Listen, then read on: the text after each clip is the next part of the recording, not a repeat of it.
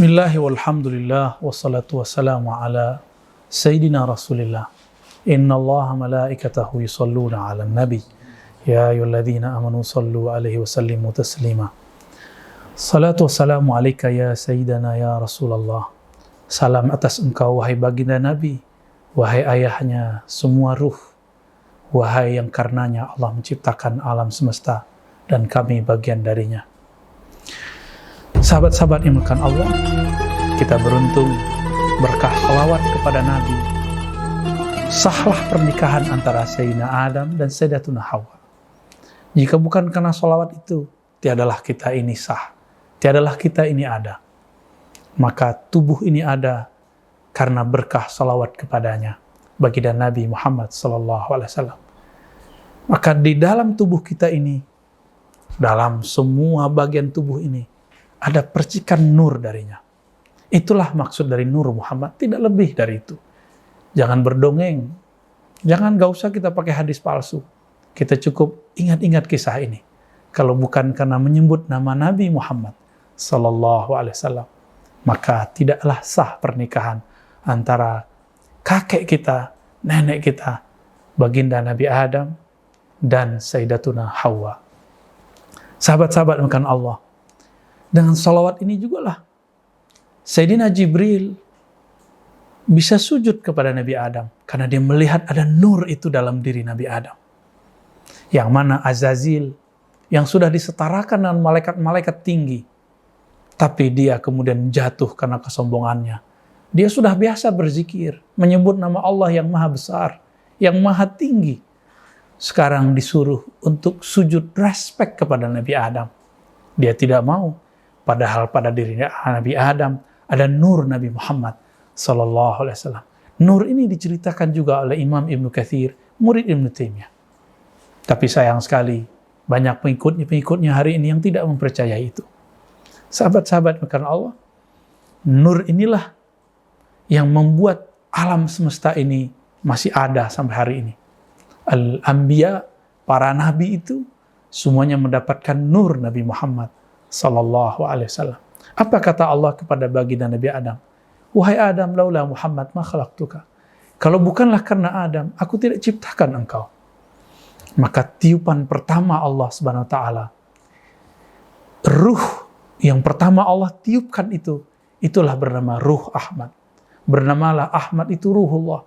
Inilah yang dikatakan oleh Nabi sallallahu alaihi wasallam, kuntu nabiyyan wa Adam baina ma'in watin, atau riwayat kedua, wa Adam munjadilun baina ma'in watin. Aku tuh sudah diangkat jadi nabi. Itu di masa azali, masa pra-alam semesta. Masa sebelum ada masa-masa ini. Dan Adam saat itu belum tercipta. Inilah yang disebut dengan Ahmad. Inilah yang terbaca oleh Ruhullah wa kalimatullah Nabiullah Isa alaihi salatu wassalam. Apa kata beliau? Aku diutus kepada Bani Israel, membenarkan kitab Taurat, dan juga membenarkan dan mengabarkan Nabi yang akan muncul di akhir zaman. Ismuhu Ahmad. Namanya, keluhurannya, sama dengan Ahmad. Nabi Muhammad SAW, secara fisik, Muhammad bin Abdullah, tapi secara rohani, Ahmad Ruhullah. Beliau adalah Ahmad Ruhullah. Salawatnya Allah kepada Nabi Muhammad itulah hembusan pertamanya. Jadi innallaha wa malaikatahu yusalluna 'alan nabi. Kalimatnya bukan innallaha wa malaikatahu yusalluna 'ala Muhammad. Bukan yusalluna 'ala Rasulillah, tapi lafaznya yusalluna 'alan nabi. Sesungguhnya Allah tabaraka wa taala dan para malaikatnya bersalawat kepada an-nabi. Salawatnya Allah kepada nabi yaitu beliau kaunuhu Ahmad. Keberadaannya sebagai Ahmad pada masa azali, masa pra-alam semesta. Sedangkan salawatnya malaikat adalah kepada Nur Muhammad.